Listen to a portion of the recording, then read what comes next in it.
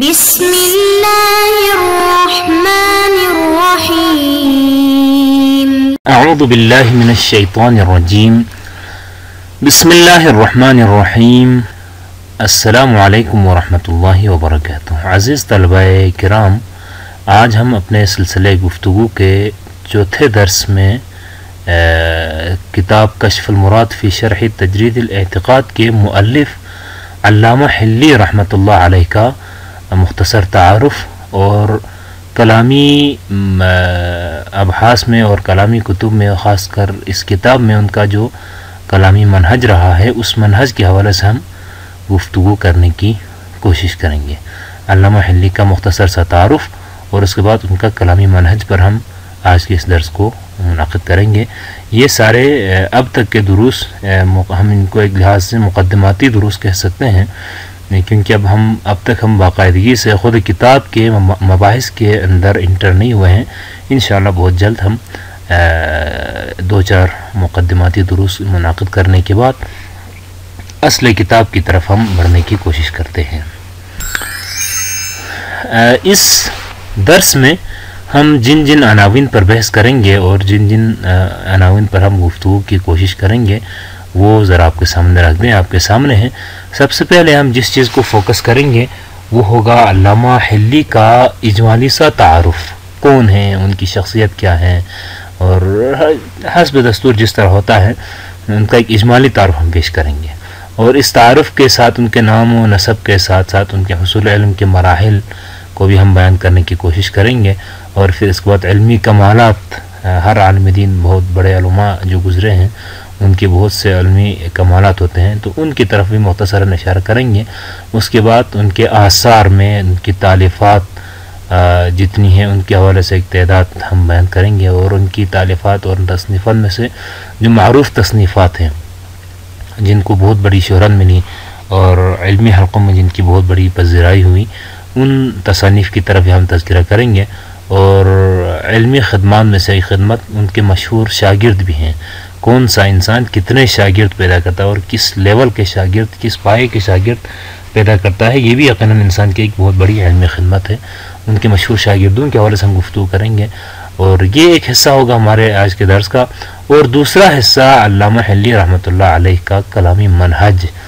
یعنی اوورال ان کا کلامی منہج کیسا ہے، کیا وہ فلسفی زاویہ نگاہ رکھتے ہیں یا عقلی استدلالات کی طرف ان کا رجحان ہے، یا کس طرح ان کا رجحان ہے اور ان کا منہج کیا ہے، اس پر گفتگو کریں گے۔ اور آخر میں خصوصی طور پر اس کتاب میں، کتاب کشف المراد فی شرح تجرید الاعتقاد کی تالیف میں علامہ حلی کا منہج کیا رہا ہے، اس کی طرف ہم مختصراً اشارہ کرنے کی کوشش کریں گے۔ جہاں تک علامہ حلی کے اجمالی تعارف کی بات ہے تو آپ کا سب سے پہلے پورا نام آتا ہے، آپ کا پورا نام اور پورے پروٹوکول کے ساتھ یوں کہا جاتا ہے العلامہ حسن ابن یوسف ابن علی ابن محمد ابن مطہر الحلی المعروف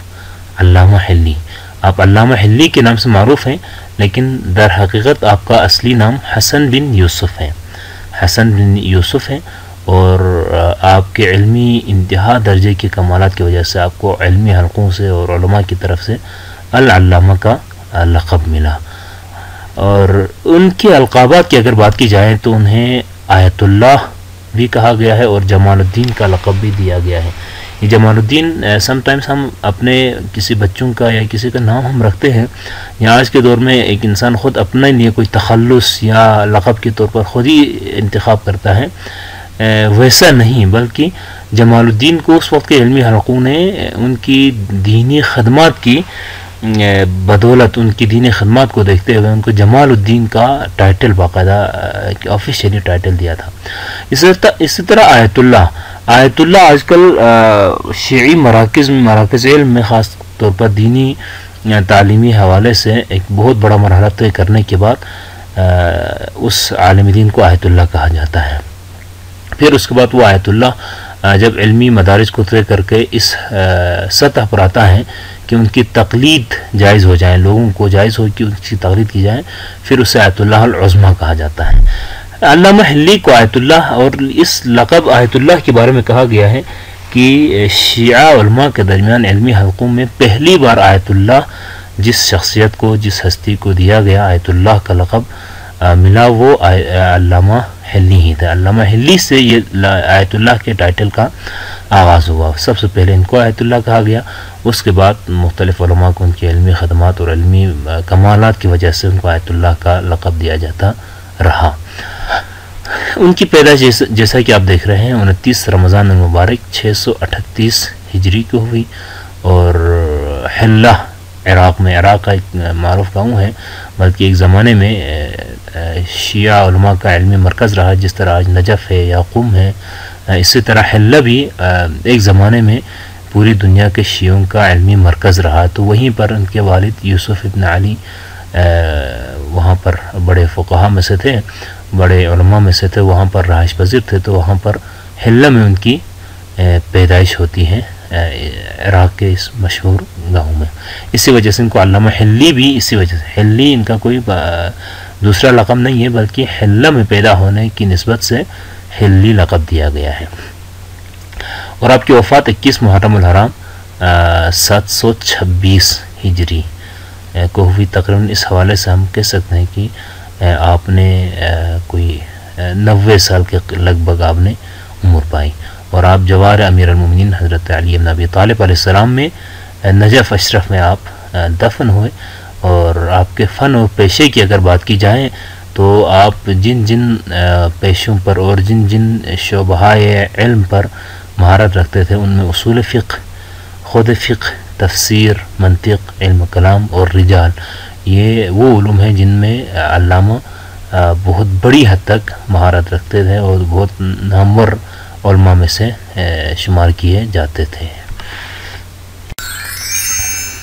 اب ہم آتے ہیں کہ علامہ حلی نے اپنے حصول علم کا سلسلہ کہاں سے شروع کیا اور کب سے شروع کیا۔ تو جس طرح عموماً علمی اور مذہبی گھرانوں میں ہوتا ہے، قرآن کی تعلیم اور ابتدائی جو علوم میں صرف و نحو وغیرہ ہوتے ہیں، ابتدائی علوم، انہوں نے اپنے شہر کے قریب مکتب میں ہی حلہ، چونکہ اس سے پہلے بیان کیا جا چکا ہے کہ ایک بہت بڑا علمی مرکز تھا اس زمانے کا، آج کے قم اور نجف کی طرح، تو وہاں پر گلی گلی میں اور جگہ جگہ پر مکاتب اور مدرسے کھلے ہوئے تھے، وہاں پر انہوں نے ابتدائی علوم قرآن کریم کا علم حاصل کیا۔ اس کے بعد ادبیات، اعراب، علم فقہ، اصول فقہ، حدیث اور کلام اپنے والد یوسف ابن مطہر حلی اور ماموں محقق حلی سے انہوں نے حاصل کی۔ یہ محقق حلی وہی ہیں کہ جن کی ایک کتاب بہت زیادہ فقہ میں بہت معروف ہے، جسے شرائع الاسلام کہتے ہیں، شرائع الاسلام کے مؤلف ہیں، یہ ان کے ماموں تھے۔ تو اور بھی اساتذہ سے انہوں نے استفادہ کیا، لیکن خاص طور پر اپنے والد یوسف ابن مطہر حلی اور اپنے ماموں محقق حلی سے ادبیات، علم فقہ، اصول، حدیث اور کلام وغیرہ انہوں نے حاصل کی۔ اس کے علاوہ جب علوم عقلیہ کی طرف رجحان بڑھا اور منطق، فلسفہ اور حیات وغیرہ پڑھنے کا موقع ملا، تو آپ نے اس کے لیے خواجہ نصر الدین طوسی جیسے جید اساتذہ، علماء کرام اور دیگر اساتذہ سے استفادہ کیا۔ یہی وجہ ہے کہ خواجہ نصر الدین طوسی کے سامنے زانوی تلمذ طے کرنے کے بعد انہوں نے علم منطق، فلسفہ، حیات وغیرہ سیکھا تھا، تو ان کے منہج سے متاثر ہوتے ہوئے ان کے سب سے قریبی ترین اور سب سے عزیز ترین شاگردوں میں آپ کا شمار ہوا، اور بعد میں خواجہ نصر الدین طوسی کے اکثر جو ہے آثار کا ترجمہ یا ان کی شرح اور ان کو مزید وضاحت وغیرہ بھی آپ نے ہی کی ہے۔ علامہ حلی کے علمی کمالات کی اگر بات کی جائے تو محقق حلی جو آپ کے ماموں تھے کے بعد 28 سال کی عمر میں مرجع جہان تشیع بنے ہیں۔ محقق حلی اپنے ایک زمانے میں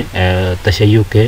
جہان تشیع کے مرجع اعلیٰ تھے، اور سب سے بڑے مرجع، سب سے بڑے مجتہد اور سب سے بڑے عالم، مرکز عالم دین مانے جاتے تھے۔ تو جب ان کی وفات ہوئی تو ان کے شاگردوں نے اور اس وقت کے علماء نے کافی تگودو کی اور غور و خوض کرنے کے بعد سب سے زیادہ اہل جس بندے کو سمجھا جو محقق حلی کی جگہ کو سنبھال سکے، ان کے منصب کو سنبھال سکے اور ان کی ان کا جانشین بن کر ان کے جو علمی تحریک ہے اس کو مزید آگے بڑھا سکے، اس میں 28 سال کی عمر کے محقق حلی کے بھانجے علامہ حلی کا انتخاب کیا، تو 28 سال کی عمر میں آپ مرجع جہان تشیع بن گئے۔ اس کے علاوہ ابن حجر اسقلانی متوفی 852 ہجری کی طرف سے آپ کو آیت فی الزکاء کا لقب، یعنی آپ کی ذکاوت، آپ کی ذہانت سے متاثر ہو کر ابن حجر اسقلانی جیسے علماء نے ان کا آیت فی الزکاء کا لقب عطا کیا۔ یہ آپ کے علمی کمالات کی وجہ سے ہی تھا کہ اتنے بڑے عالم نے اتنا بڑا ٹائٹل دیا۔ اسی طرح شرف الدین شولستانی، شیخ بہائی ایک بہت بڑا نام ہے۔ شیخ بہائی یقیناً آپ سب جانتے ہوں گے، یعنی ایک انتہائی متاثر کن اور بہت بڑے ریاضی دان، بہت بڑے عالم دین تھے ان کی طرف سے۔ اور ملا محمد باقر مجلسی بھی بہت بڑے عالم دین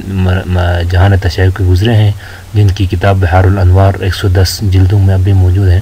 اس کے علاوہ بہت ساری ایسی کتابیں ہیں علامہ مجلسی کی۔ ان تینوں کی طرف سے آپ کو آیت اللہ فی العالمین کا لقب دیا گیا، یعنی آپ کے علمی کمالات سے متاثر ہی تھے، یہ کوئی عام خاص علماء نہیں تھے۔ یہ تینوں جن کا نام یہاں پر ذکر ہوا ہے اپنے زمانے کے علمی سمندر کہیں، علم کے بہت بڑے ماہر اور بہت بڑے علماء تھے۔ انہوں نے آپ کو علامہ حلی کو آیت اللہ فی العالمین کہا، یعنی عالمین میں اللہ تعالیٰ کی نشانی قرار دیا۔ یہ بھی آپ کے علم کمالات ہی کی وجہ سے تھا۔ اور ایران کے بادشاہ کا تشیع قبول کرنا اور اپنا نام الجایتو سے سلطان محمد خدابندہ میں تبدیل کرنا بھی آپ کے علمی کمالات میں شمار کیا جاتا ہے۔ آپ اگرچہ حلہ میں پیدا ہوئے تھے اور وہیں پر پڑھے تھے اور وہاں پر آپ نے مرجعیت کے منصب پر فائز ہوئے تھے، اس کے بعد اب آپ نے ایران کی طرف سفر کیا، ایران کا سفر کیا اور وہاں کے اس وقت کے بادشاہ سے ملے اور ان کے سامنے اپنی علمی کمالات دکھائیں، تو وہ بادشاہ اس حد تک آپ سے متاثر ہوا کہ انہوں نے باقاعدگی سے اپنا مذہب قبول کرنے تک تیار ہوا اور اپنا نام سب سے پہلے تبدیل کر دیا، سلطان محمد خدابندہ میں تبدیل کر دیا۔ اس کے بعد خود بھی علامہ حلی کی وجہ سے مکتب تشیع میں داخل ہوا اور تشیع قبول کیا، اور ان کا تشیع قبول کرنا تھا کہ پورے ایران کا سرکاری مذہب بدل کر تشیع قرار دیا گیا۔ جب بادشاہ نہیں جس مذہب کو قبول کیا تو اس کی رعایا میں جتنا کچھ بھی تھا سرکاری طور پر اعلان کیا گیا کہ اب ہماری سلطنت کا سرکاری مذہب مکتب تشیع ہے۔ وہیں سے ایران تشیع کا ایک مرکز بن چکا ہے۔ کسی بھی عالم دین کی علمی خدمات کی طرف اگر نظر کی جائے تو یقیناً ایک بہت بڑا حصہ اس کے تالیفات کا ہوتا ہے۔ آپ کے تالیفات میں کے حوالے سے خلاصۃ الاقوال میں ایک کتاب ہے، اس میں خود علامہ حلی کے مطابق 57 تصنیفات ہیں۔ خلاصۃ الاقوال علامہ حلی کی اپنی کتاب ہے اور ممکن ہے یہ انہوں نے زندگی کے کسی بھی حصے میں لکھی ہوگی، تو اس میں خود اپنی تالیفات کی جو فہرست انہوں نے بتائی اس کے مطابق 57 تصنیفات اپنی کتاب خلاصۃ الاقوال میں خود علامہ حلی ذکر فرماتے ہیں۔ ان کے بعد اعیان الشیعہ جو کہ سید محسن الامین لبنان کے بہت بڑے عالم دین تھے، ان کے مطابق جو ہے 100 سے زائد کتب آپ کی ذکر ہوئی ہیں۔ ریحانۃ الادب ایک کتاب ہے اور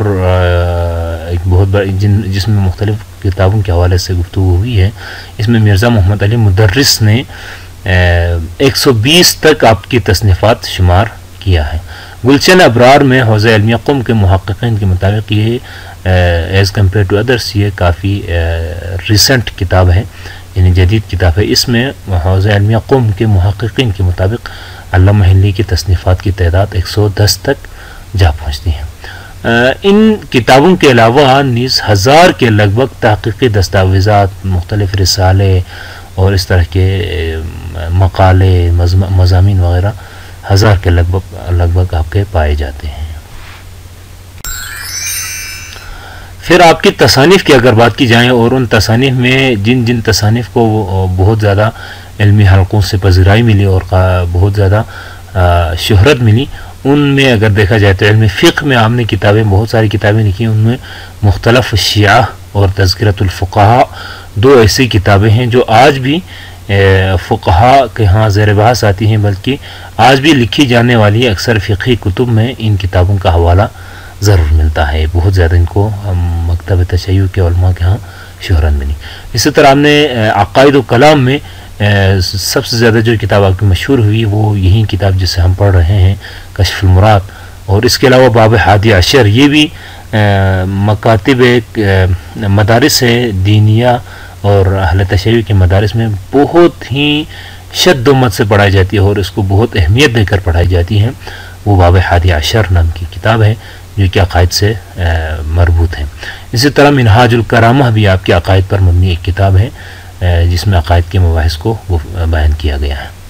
شیعہ اصول عقائد میں آپ نے کتابیں لکھی، ان میں نہج الحق و کشف الصدق اور منہاج الکرامہ وغیرہ اس میں شامل ہیں. غالباً یہ منہاج الکرامہ جس سے ہم عقائد اور کلام میں بھی شمار کر سکتے ہیں اور دوسرے حوالے سے اصول عقائد کے طور پر بھی اس کو بیان کر سکتے ہیں. علم رجال میں بھی آپ نے کتاب لکھی، اس میں آپ کی مشہور کتاب خلاصۃ الاقوال ہے جس میں رجال کے حوالے سے علم رجال کے مختلف افراد اور مختلف شخصیات کے شخصیت کے بارے میں، ان کی حقیقت کے بارے میں اور ان کے ثقہ ہونے یا نہ ہونے وغیرہ کے حوالے سے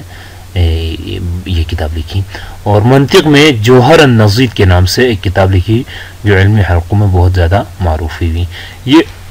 کچھ کتابیں ہیں جو بہت زیادہ معروف ہوئیں اور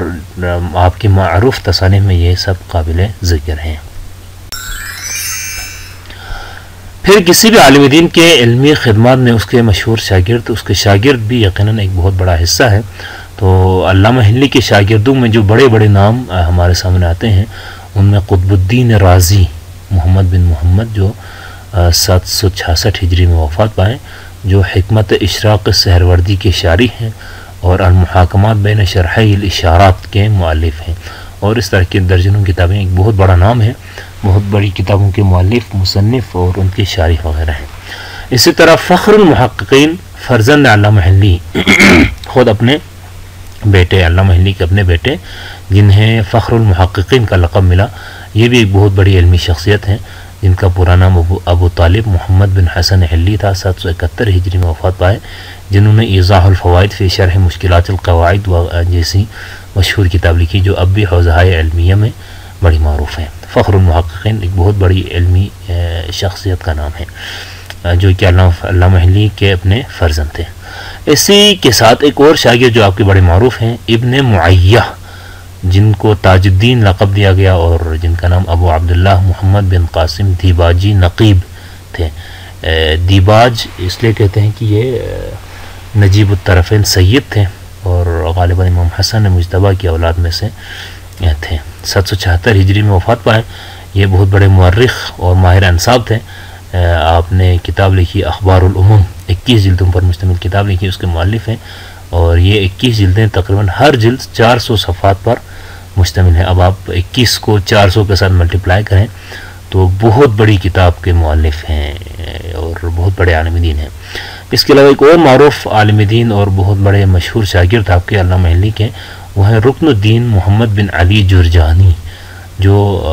آثار خواجہ نصر الدین طوسی کے مترجم ہیں. خواجہ نصر الدین طوسی کے اکثر آثار کا انہوں نے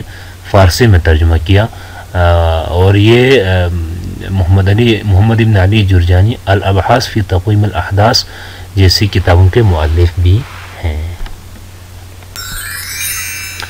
اب ہم آتے ہیں اس درس کے دوسرے حصے کی طرف. اب تک تو ہم علامہ حلی کا تعارف اور ان کی علمی کمالات اور ان کے جو ہے آثار وغیرہ کے حوالے سے گفتگو کر رہے تھے. اب اس درس کا دوسرا حصہ ہم علامہ حلی کے کلامی منہج کی طرف ہم گفتگو کرتے ہیں. اوورال علامہ حلی کا کوئی کلامی منہج کیا تھا اس پر گفتگو کرنا اگر ہم چاہیں تو جن نکات کو، جن پوائنٹس کو ہم ہائی لائٹ کر سکتے ہیں بہت اہمیت دے کر کہ آپ کے کلامی منہج میں جو خاص باتیں تھیں، ان میں یہ ہیں کہ حجیت عقل کو باقی تمام منابع سے قوی سمجھنا.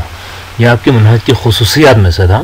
کہ عقائد پر استدلال کرتے ہوئے یا کسی بھی مسئلے پر استدلال کرتے ہوئے حجیت عقل کو بہت زیادہ اہمیت دیتے تھے. یعنی عقل بہت بڑی حد تک حجیت رکھتی ہے اور اس کے علاوہ باقی جتنے منابع ہیں ان سب سے عقل کی حجیت کو زیادہ اہمیت حاصل ہے. اور دوسرا اہم نقطہ جو آپ کے منہج میں نمایاں تھا، عقل اور نقل میں تعارض کی صورت میں تعویل کا قائل ہونا. بالفرض اگر حدیث میں ایک مفہوم بیان ہوا ہے جبکہ عقل اس مفہوم سے ٹوٹلی معارض ہے، تعارض کرتی ہیں، تو اس وقت نہ عقل کو چھوڑنا ہے نہ نقل کو ترک کرنا ہے، بلکہ اس تعارض کی صورت میں نقل میں یا دلائل نقلی میں جو بات ذکر ہوئی ہے اس کو تعویل کرنے کے آپ قائل تھے، آپ اس کو تعویل کرتے تھے، تعویل کر کے نہ عقل کی مخالفت میں مبتلا ہوتے تھے نہ ہی نقل کو مسترد کرنے کا ارتکاب کرتے تھے۔ اور اسی طرح ایک اور پوائنٹ جو آپ کے منہج میں بہت عیاں تھا، واضح تھا، اگر کسی طرح تعویل بھی ممکن نہ ہو تو نقل پر عقل کو ترجیح دیتا، یعنی اگر کوئی مقام ایسا ہے کہ جس میں دلیل عقل کچھ کہتی ہے، دلیل نقل اس کے اگینسٹ مکمل معارض شکل میں ہے، اور اس نقلی دلیل کو یا اس حدیث یا اس روایت یا اس خبر کے متن کو کسی طرح تعویل کرنا بھی ممکن نہ ہو، تو ایسے میں اس حدیث کو ٹھکرا کر یا اس دلیل نقلی کو ٹھکرا کر عقل کی دلالت کو ترجیح دیتے تھے۔ یہ بھی بہت بڑا ان کا نمایاں پہلو تھا ان کے منہج کا۔ اسی طرح بعض موارد میں دلیل عقل کارآمد نہ سمجھتے ہوئے دلیل نقل سے استفادہ کرنا، البتہ یہ بھی نہیں ہے کہ جب کبھی بھی عقل اور نقل میں تعارض ہو جائے تو یہ ہمیشہ تعویل کرتے تھے، یا پھر تعویل نہ ہو تو ہمیشہ نقل کو مسترد کر کے عقل کی طرف جاتے تھے، ایسا بھی نہیں، بلکہ سم ٹائمز دلیل عقل بھی کارآمد نہیں سمجھتے تھے، یعنی ایسا ہوتا تھا کہ دلیل عقل کے مقابلے میں دلیل نقلی میں زیادہ ویلیڈیٹی ہوتی تھی یا زیادہ وضاحت ان کو نظر آتی تھی، تو سم ٹائمز دلیل عقل کو ٹھکراتے بھی تھے، یعنی ہمیشہ عقل کے ساتھ چپکنا اور نقل کو بالکل مسترد کرنا یہ تاثر نہ جائیں، بلکہ سم ٹائمز یعنی کہنے کا مطلب یہ ہے کہ ان کے منہج میں عقل کو زیادہ ترجیح ہے، لیکن اس کا مطلب یہ ہرگز نہیں ہے کہ نقل کی بالکل گنجائش یا بالکل کوئی حیثیت نہ رہے، بلکہ بعض اوقات میں ایسا بھی ہوتا تھا کہ نقل کے مقابلے میں دلیل عقل کو بھی ٹھکراتے تھے۔ حجیت قرآن کریم کو مطلقاً قبول کرتے تھے، قرآن کریم کی حجیت کو مطلقاً قبول کرتے تھے کہ جب کسی بھی مبنا پر قرآن کریم کی کوئی حجت قائم ہو جائے تو پھر اس کے مقابلے میں کسی اور چیز کی طرف نہیں جاتے تھے، قرآن کو مطلقاً حجت سمجھتے ہیں اور سب سے اہم حجیت سمجھتے ہیں، جبکہ حجیت اخبار کو مشروط انداز میں قبول کرتے ہیں۔ اخبار اور روایت کی جو حجیت ہے اس کو مشروط انداز میں، اگر یہ عقل کے مخالف نہ ہوں، اگر یہ قرآن کے مخالف نہ ہوں، اگر اخبار میں مختلف جو شرائط ہوتے ہیں اصول روایت اور درایت کے حوالے سے، ان سب کے شرائط لگانے کے بعد پھر اس کی حجت کو آپ قبول کرتے تھے۔ خاص طور پر آج کے اس کتاب کے تالیف میں علامہ کا منہج کیا رہا ہے، اس حوالے سے اگر گفتگو کی جائے تو تجرید الاعتقاد کے مبہم مطالب کی وضاحت آپ دیکھیں گے۔ جب ہم درس میں کتاب کے مطالب کو بیان کرنا شروع کریں گے تو آپ نے خواجہ نصر الدین کی وہ مبہم عبارات کی جس سے ایک عام طالب علم کے لیے کسی بھی قسم کا مفہوم سمجھنا ممکن ہی نہ ہو، ان تمام مبہم مطالب کی وضاحت کی ہیں، بلکہ عام طالب علم ہیں کیا بلکہ آج کے بہت بڑے عارف بھی ہیں اور بہت بڑے فیلسوف بھی ہیں اور فقیہ بھی ہیں۔ علامہ حسن زادہ عملی فرماتے ہیں کہ علامہ حلی نے ہم پر بہت بڑا احسان کیا کہ انہوں نے خواجہ نصر الدین طوسی کی کتاب تجرید الاعتقاد کی شرح کشف المراد لکھی، اور کشف المراد کے ذریعے سے ہمیں بتایا کہ تجرید الاعتقاد کے اندر کون سے اور کتنے اعلیٰ مطالب پنہاں ہیں۔ اگر علامہ حلی یہ کشف المراد نامی شرح نہ لکھتے تو ممکن ہی نہ تھا خواجہ نصر الدین طوسی کے عبارات سے ان کے مفہوم کو ہم سمجھ سکتے ہیں۔ تو اس حد تک علماء نے بات کی ہے، ان مفہم مطالب کو بہت خوبصورت وضاحت دی ہے۔ اس کے علاوہ آپ کا منہج اس کتاب کے شرح میں یہی رہا ہے، قال اقولو کا منہج رہا ہے، یعنی پہلے خواجہ نصر الدین طوسی کی عبارت کو قال کہہ کر ذکر کرتے ہیں، پھر اپنی طرف سے جس کی جو شرح ہے اس کی وضاحت ہے اس کو قال اقول کا منہج انتخاب کیا ہے۔ اور ان کے منہج کی خوبصورتی یہ بھی ہے کہ اگرچہ خواجہ نے تو ایک مختصر بات کر کے گزر گئے ہیں، ایک جامع بات کر کے گزر گئے ہیں، لیکن جب اس کی شرح کرنے پہ آئے ہیں تو علامہ حلی نے بے شمار آیات سے مثالیں دے کر بڑی وضاحت کی ہے اور بڑا کھول کے سب کو سمجھایا ہے کہ کیا اس سے مراد ہو سکتا ہے اور اس کی کیا وضاحت ہو سکتی ہے۔